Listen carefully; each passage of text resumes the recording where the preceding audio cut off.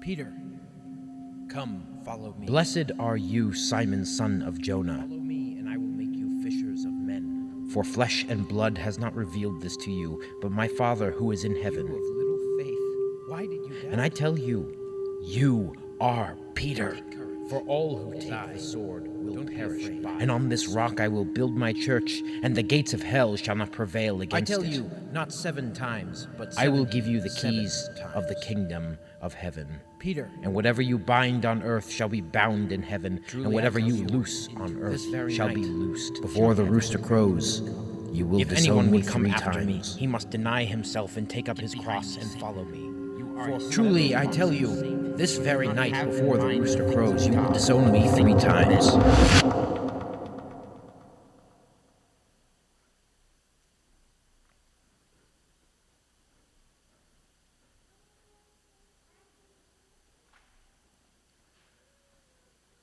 The last time I saw you, I pretended I didn't know who you are.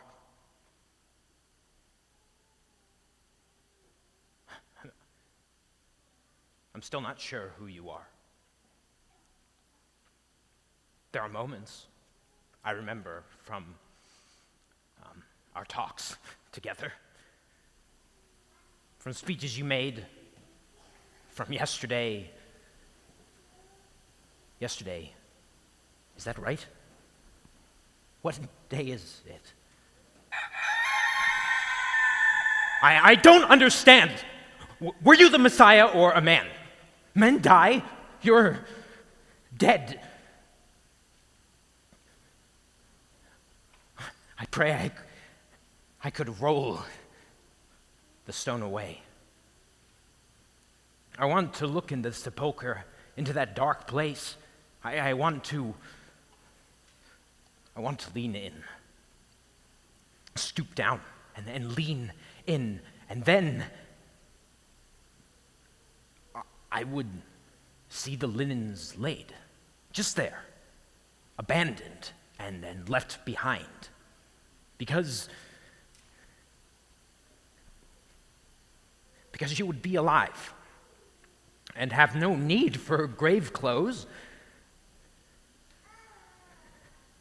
If only that moment were now. You've been gone less than a day, and I miss you so much. It's not fair. I'm not ready. I don't know enough. I don't know what I need to know.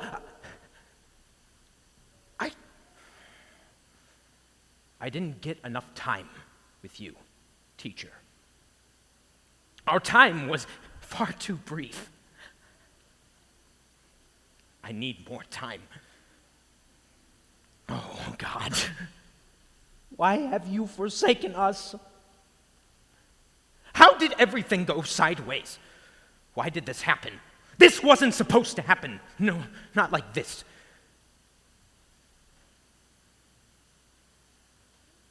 I could have done something differently. I should have done some things differently.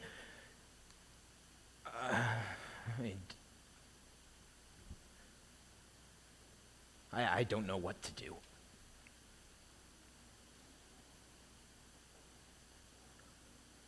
I want to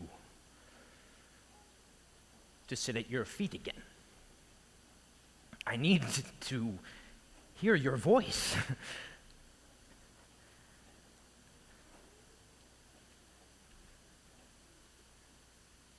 It's quiet here.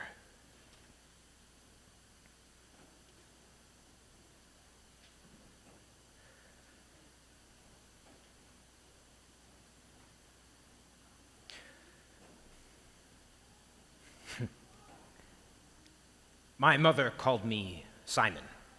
You called me Peter. The Rock. Hilarious. A rock doesn't move. I am no rock.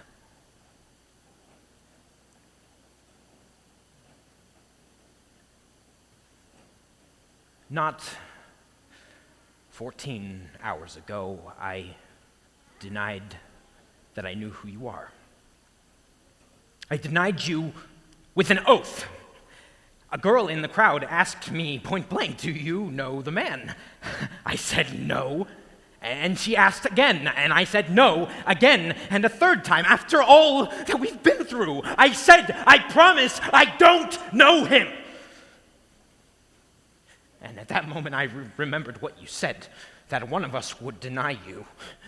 I insisted it wasn't me, but it was. It was me. And of course, you knew it would be. I was so full of shame, my whole body wanted to run, so I ran. The crowd was getting so hostile, and you seemed so far away, and I was lost, so I ran. But before that, though, before the praetorium at Caiaphas' house, I was there, in the back, with the servants, so I could see it through to the end. I didn't even know what that meant. I just knew I needed to be close to you. They're questions. What utter garbage. It was clear that they were out for blood, and I know that you tried to prepare us for that. But I have seen your power over death before. So, at that point, I was just curious to see how you would get out of it. I was determined to bear witness. I would be the eyes to history and write it down so that future generations would know that you escaped. You just stood there. You didn't answer. I was sitting in the back waiting for you to defend yourself. You were silent.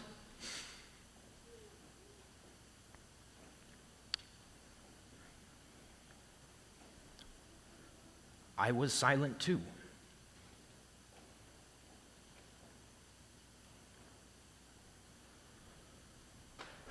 Back in the garden, in Gethsemane, you were still free.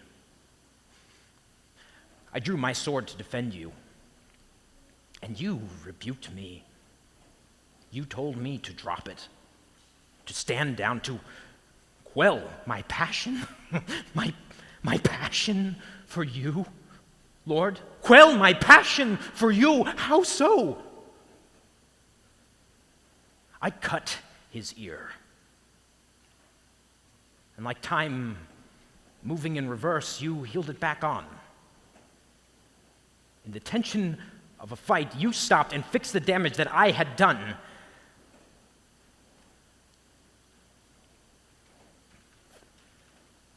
Thank you for that.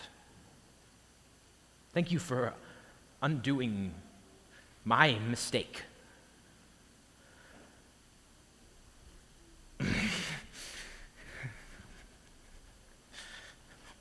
Why couldn't I have stayed awake? One of your last requests to me, and I slept. Oh, that I could go back and sit with you and listen to you pray. Maybe I would have understood all this better. Maybe my faith would have been strong enough to be worthy of you.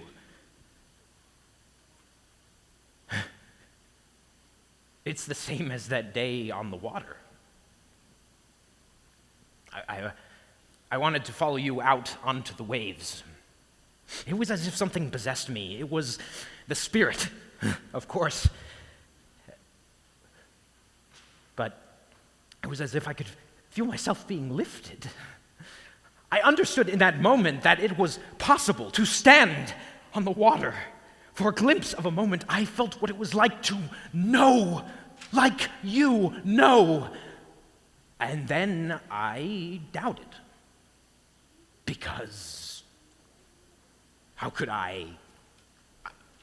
Just me? I'm just me. Not worthy like you. The window of understanding closed. And I looked down on that water. Ridiculous. That I would be able to walk on the water.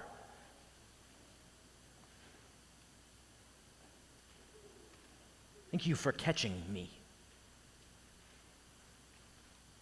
Thank you for pulling me out so I wouldn't drown. I thought I could see how to do it. For a moment I did, and then it was gone, and you caught me.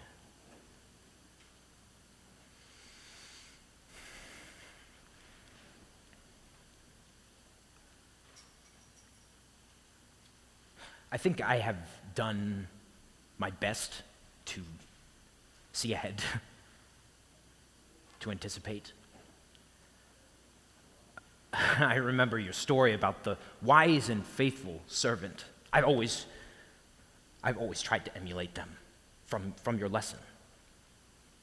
You urged the people there that day to keep their eyes open. Stay vigilant. Like a farmer watches the rising clouds in the west for the coming storm. You said a storm was coming. We had no idea. There was such an urgency to pay attention. You said that we would be divided, tribe against tribe. Listening to you that day, I thought, how possibly could we be more divided than we are right now?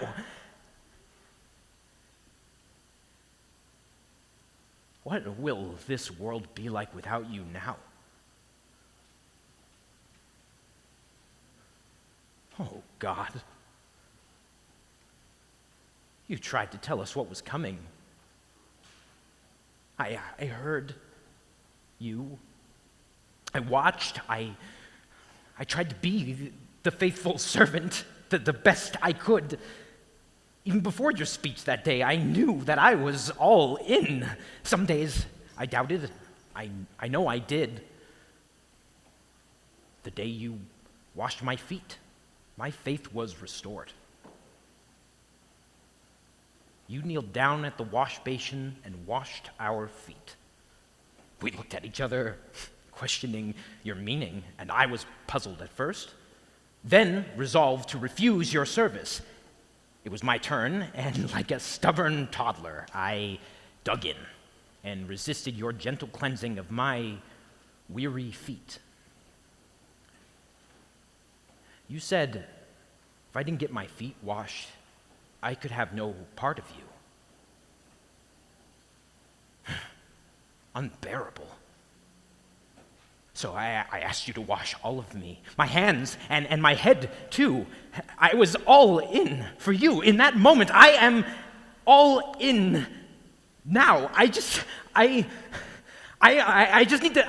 to figure out what that looks like, because I don't really know what you want of me, even though you've explained it. Sometimes I feel like every time I express my zeal, you knock me down.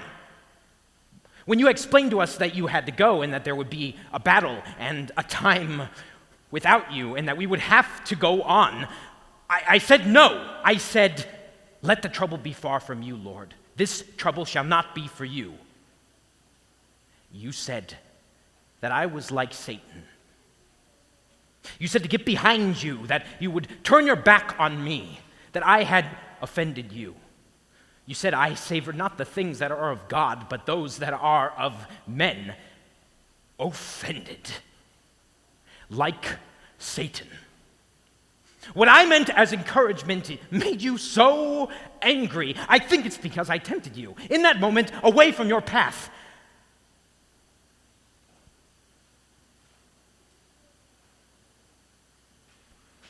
Or, actually,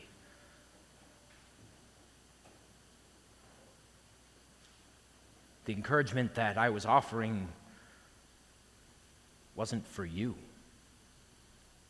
It was for me. I couldn't see you harmed. Would have broken me.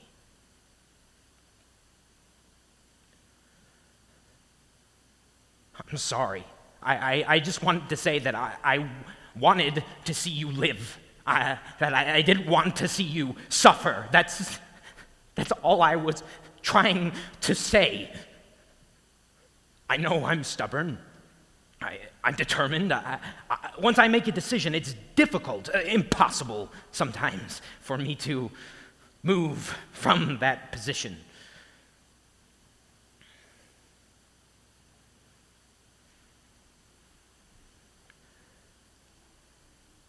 I remember the day you gave me a new name. I'm still unpacking the meaning of my name. Peter, Petros, rock.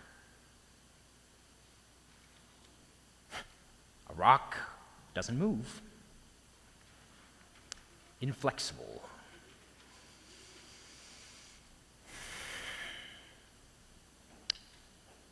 Unwavering.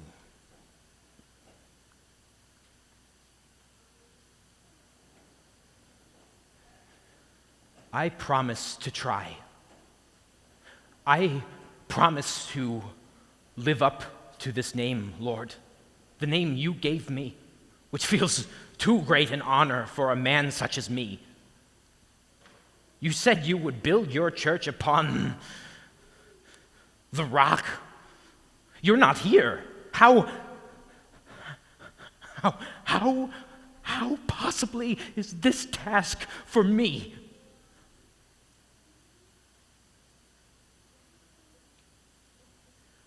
I remember when my wife's mother was healed. Even though she was a stranger to you, you healed her anyway. Her healing meant so much to my wife and to me. She was in so much pain, and you took all that away in a moment. It was the first miracle I saw for myself.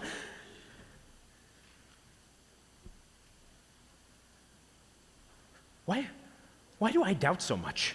When I have seen for myself so much.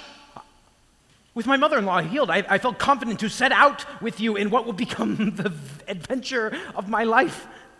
Our days were filled with you speaking and healing and always traveling to the next group, the next person in need, the next community in need of hope. So much I have seen. And it started on the beach. My beach. Where I left my nets. My brother Andrew brought me to the beach early that day. He had met you, someone special, he said, and I saw the twinkle in his eye when he told me about you for the first time. I had no desire to be swept up in any political movement, though, I kept my ear to the ground, careful and watching to make sure that my family was safe. And I hoped for the Messiah, like everyone hoped. Privately, though, I wondered if it was all a story, a way to keep us busy with our work, our fishing nets, our merchant shops, and our simple lives. The deep hope of our people was so long in coming, stretched so thin, I wasn't even sure if it was worth believing in at all. And then I met you, Jesus. And I knew that there was something very real. And I felt it when you put your hand on my shoulder, like a tangible joy.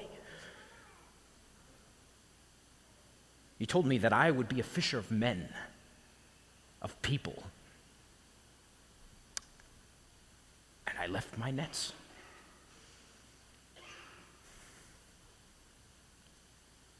I don't feel that joy now. I remember how it felt, and I can indulge in the memory of it, but it feels impossibly far away now. I can remember all those moments with you, surrounded by your words, your wisdom, your works. I remember when I met you and I abandoned my nets. I remember when you healed my wife's mother. You gave me a new name, full of meaning and purpose. I remember when I tempted you. I'm sorry. I meant to encourage you. I remember when you served me, washed not only my feet, but also my hands and my head. You asked us to pay attention. Watch like the clouds in the sky, projecting the storm to come. When I was drowning, you caught me. I drew my sword to defend you, and you implored me to stand down. I sat with the servants of the high priest, determined to see it through to the end. I denied you with an oath.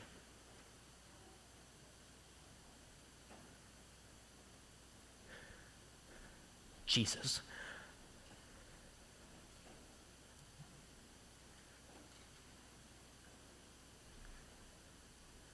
I'm sorry. I miss you. I tried my best.